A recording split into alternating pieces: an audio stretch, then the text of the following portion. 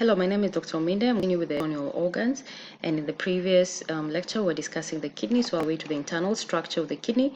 So, you have your cortex that extends extension towards the medulla. These extensions we call them the renal columns. Then the medulla has the pyramids that converge. They're triangular in shape, converge to form the papillae. Then urine from the papillae, the minor calyces. Many minor calyces converge to form major calyces. Many major calyces converge to form the renal pelvis, which is the dilated portion. And then from the renal pelvis, urine flows into the ureter. Remember, the ureter is the most posterior structure at the hilum of the kidney. So basically, those are the featured kidney. And at the hilum, remember, you have other neurovascular structures, most anterior, followed by renal artery, and the ureter being posteriorly. And then you have renal sinuses. This is where the renal sinuses are located. So, basically, this is just a repeat of that. You can appreciate that the renal vein is the most anterior, it's taking blood to the inferior vena cava, and then followed by renal artery, then the ureters are the most posterior. Appreciate the pyramids here converging to papillae. This is the renal cortex ending in part of the cortex as renal columns. You can appreciate the renal columns here. Then these are the minor calyces. So this is the medulla.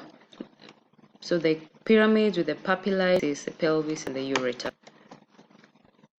So the renal arteries from the aorta.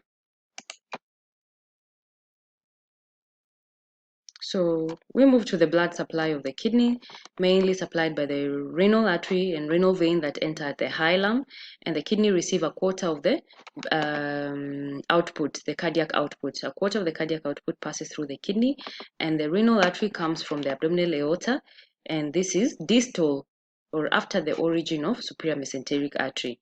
So the right renal artery is actually longer than the left. Why? The outer is mostly towards the left side of the body. So the left renal artery covers a shorter distance to get to the kidney. So it's shorter than the right.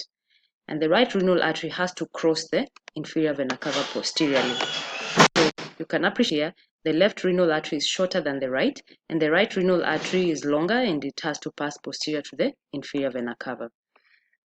The renal artery usually will branch. So what is the pattern of blood supply to the kidney? You need to explain it in this detail. The renal artery at the hilum, it will divide into an anterior and a posterior division.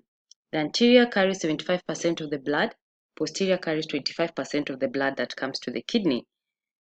So these two divisions will divide into 5 segmental arteries. The arteries will divide to form interlobar arteries that divide to form arcuate, which divide to form interlobular. The interlobular now divide into various afferent arterioles that bring blood to the nephron. So the afferent arterioles will take blood to the capillaries in the glomerulus. It will be filtered, and the remaining blood will pass through efferent arterioles to the peritubular network. So renal artery divides into anterior and posterior divisions. Anterior carries 75% of blood, posterior carries 25%. From the divisions, you get 5 segmental arteries that divide into interlobar, to arcuate, to interlobular arteries. From there, the interlobular arteries divide into afferent arterioles that carry blood to the nephrons. So this blood will pass through the capillary tufts in the glomerulus, which are fenestrated capillary, and after filtration, the remaining will pass through the efferent arterioles to the peritubular network. So this just shows you the renal artery, left renal artery there, which is shorter than the right renal artery, and they're coming from the aorta distal to the origin of the superior mesenteric vein. So this is vein, so slightly lower than the superior mesenteric vein, you get the renal artery, superior mesenteric artery, you get the renal artery. So from the renal artery, we'll say you get to the anterior and posterior divisions before you get to the segmental arteries. From segmental to interlobar, okay? Interlobar, these are on each side of the renal pyramids.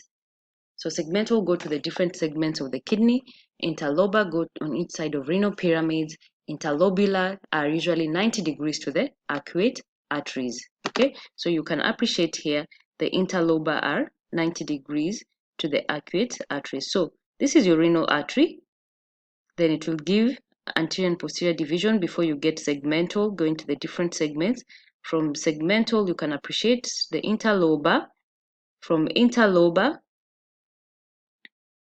you get arcuate, and then look at the arcuate fibers here. So from interlobar, you get arcuate, and from arcuate, you get interlobular. So interlobular are 90 degrees to the arcuate. Okay, so from the interlobular, you get to the peritubular network. These supply the nephron, the tubules of the nephron with oxygen. Then you get to the vasa recta. Recta means straight, so there are straight arteries that supply the inner third of the cortex and the medulla. Okay, so there's a line of Brodel. Remember, we said there's an anterior division. Renal artery divides into anterior and posterior division. So these take blood to the anterior part and posterior side. But the middle of these two, there's a place that has potential risk of ischemia because there are two different arterial territories. So an imaginary line along the lateral and posterior border of the kidney, delineating the anterior and posterior division territories of the anterior and posterior division arteries. It gives you the avascular plane of the kidney, which is the line of Brodel. So the arteries of the kidney are usually end arteries.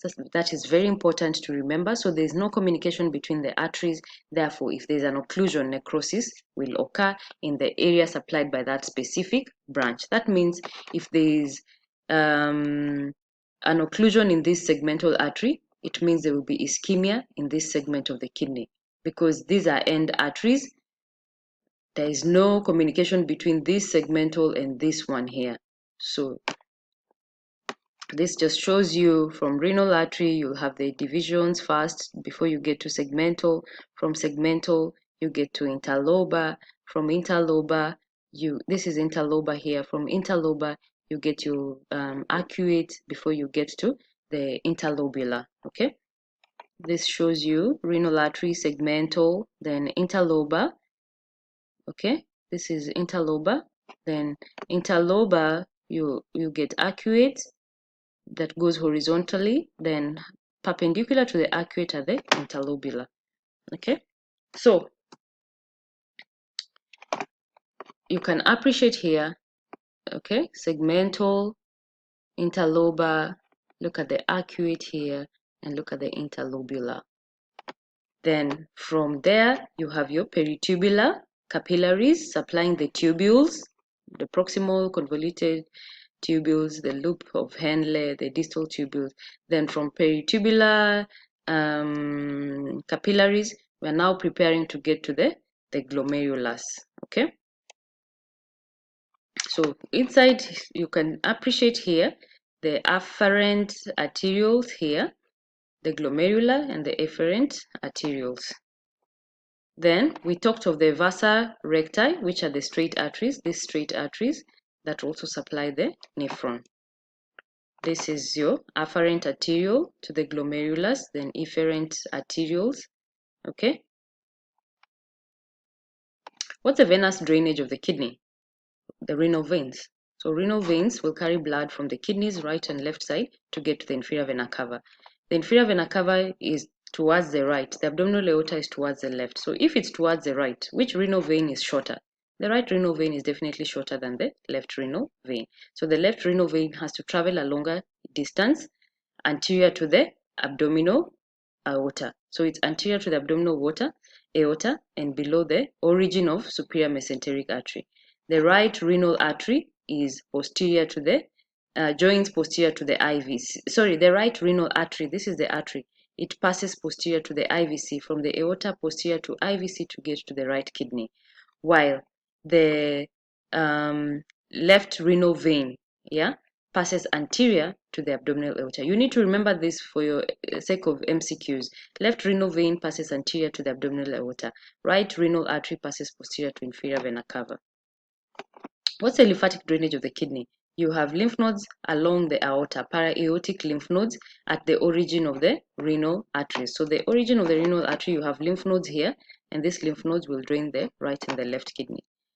What is the innervation of the kidney? Autonomic. So you have both sympathetic and parasympathetic, and this diagram just shows you from the sympathetic trunk, you have greater splanchnic nerves coming to the sympathetic trunk. They will pass through the celiac ganglion, to supply the kidneys, and the parasympathetic coming from the medulla, okay, in the brain, the medulla oblongata, through vagus nerve, they'll go to supply the kidneys. So the innervation of the kidney, you have nerves from the spinal cord to the sympathetic chain through the celiac ganglion, okay, and the parasympathetic are mainly by vagus nerve. Then we go to the ureters. We go to the ureters. So the ureters, from the renal pelvis, you get to the ureter. So they begin at L2, corresponding to vertebra L2, and ureters are continuation of the renal pelvis. Origin of the ureter is at the ureteropelvic junction, where the pelvic ends and begins at the ureter. The ureters, just like the esophagus, is 25 centimeters long. It has, just like the esophagus is 25 centimeters long, again, like the esophagus, it has different parts. It has an abdominal part and a pelvic part. And like the esophagus, it has 3 constrictions. And similar to the esophagus, it has peristaltic motion. So those are the 4 similarities between ureter and the esophagus. 25 centimeters long, peristaltic, and has different parts because it's passing through different portions of the body. So abdominal part and pelvic part. And it has 3 constrictions. So the abdominal part of the ureter, this is the ureter, yeah? The abdominal part is retroperitoneal, so it's behind the peritoneum, and descends anterior to psoas major. It descends anterior to psoas major and enters the pelvic cavity at the pelvic brim, okay, close to the sacroiliac joints, okay, and close to the ovaries in females. So you need to know that it's around the sacroiliac joint, it's close to the ovaries. Why is that information important? During oophorectomy, the surgical removal of the ovaries, you can damage these ureters when you're removing the ovaries, because as you remove the ovary, you're supposed to remove, to ligate the ovarian artery so that there's no bleeding. As you remove the ovary, you need to ligate ovarian artery to prevent bleeding. So as you're ligating this artery, you need to be very careful you don't ligate. Ligation is like tying to play. You need to be careful you don't ligate the ureter, because if you ligate the ureter, you obstruct urine flow. So you need to know around the sacroiliac joint, at the pelvic brim, the ureter at the sacroiliac junction is close to the ovaries. As you're removing the ovaries and ligating ovarian artery, do not confuse this ureter for the artery and ligate the ureters. The pelvic part of the ureter travels downwards on the lateral side of the pelvic walls. Then at the level of the ischial spine, the ureters now turn to face anteromedially. And at this level, 2 centimeters superior to the ischial spine, we refer to it as water under the bridge. Why is it called water under the bridge? The ureter carrying urine, which is water in quotes, is beneath the uterine artery. That's why it's called water under the bridge. And it's very important to know this area where there is water under the bridge, because the ureter is prone to injury during hysterectomy. The ureter is prone to injury during hysterectomy. Hysterectomy is removal of the uterus. And as you remove the uterus, you're supposed to remove the uterine artery. So you need to know that this uterine artery, yeah, there is a ureter below it. The ureter is beneath it. There's water under the bridge. So as you remove the uterine artery, you need to be careful not to injure the ureter. Then this pelvic part of the ureter now enters the bladder in an oblique angle. Why is it oblique? To prevent backflow of urine into the ureter when the bladder contracts. So the relations of the ureter, posteriorly you have psoas, in the abdominal part you have psoas muscle, you have genitofemoral nerve, you have the sacroiliac joint, the common iliac artery bifurcation. Then anteriorly, depending where you are in the abdomen, there is the duodenum, the right gonadal vessels, the superior mesenteric artery, the left gonadal vessels on the left colic, sigmoidal mesentery. Then passing under the ureter is the uterine artery and the vas deferens, and related to it is the lateral fornix in the female. Then, what is the blood supply to the ureters? Just like the esophagus, it has a longitudinal anastomosis. So this just shows you the ureter here, passing along the psoas muscles. This is the ureter along psoas major, and you can see vessels that are crossing anterior to it, ovarian vessels there. Okay, this is the ureter. Again, this shows you the ureter, the ovarian vein crossing it, Okay, you can appreciate here the ovary, and this is the ureter coming downwards. Again, this just shows you the ureter. Look at the water under the bridge. Okay, the uterine artery above the ureter, water under the bridge. So we have three constrictions of the ureter. Okay, so at the ureteropelvic junction, where the ureter begins, at the pelvic brim near the sacroiliac joint, and at the entrance of the urinary bladder. So these three constrictions are the narrowest point of the ureter, and you need to know them because in a patient who has renal stones, these calcula or stones can dislodge in this constriction. They can get stuck in the constrictions. So you have the ureteropelvic junction, the pelvic brim, and the entrance to the bladder. What is the blood supply of the ureter? The abdominal part is mainly supplied by renal artery, ovarian artery in females, and testicular artery in the males, mainly from abdominal aorta. The pelvic part is supplied by superior and inferior vesical arteries. But some other sources divide the ureter into three. The upper part supplied by renal artery and adrenal and gonadal arteries. The middle part supplied by gonadal, arteries and common iliac from the aorta, abdominal aorta, and the lower part supplied by internal iliac, vessels directly from internal iliac, then vessels from superior vesical and inferior vesical arteries. So the veins that drain the ureter correspond to these arteries. So again, just the blood supply, you have renal vessels, gonadal vessels, internal iliac, direct branches from the aorta, vesical branches, superior and inferior vesical branches, middle rectal and uterine artery. So the best way to discuss the arterial blood supply, discuss the longitudinal anastomosis. For the different parts, mention the vessel. So you can mention the vessel and middle part, lower part. This is the appropriate way of dividing it to show how organized you are in your thought process. So the nervous supply is mainly autonomic. So you have renal plexus, abdominal plexus, testicular. So the plexuses of nerves following vessels. So pain from the ureter is carried to T11, L2 region of the spinal cord. So when you have pain from the ureter, it will be referred to the areas with these dermatomes. And this include the same side, the lower quadrant of the anterior abdominal wall to the groin on the same side. So if your right ureter is having pain, it will be referred to the right lower quadrant on the anterior abdominal wall to the right groin. So this just shows the nervous supply, parasympathetic. If there's parasympathetic, there'll be more peristalsis. Okay, so there'll be contraction of smooth muscles, and sympathetic will cause the opposite. Okay, so parasympathetic is from S2 to S4, from pelvic splanchnic nerves to L2 that form. So this is the nerve supply to the ureters. Lymphatic drainage, the abdominal part drains onto lumbar lymph nodes. These are around the inner cava and the aorta, and also common iliac lymph nodes. While the pelvic part drains into the common iliac, external iliac, and internal iliac lymph nodes. So next we will discuss the adrenal gland.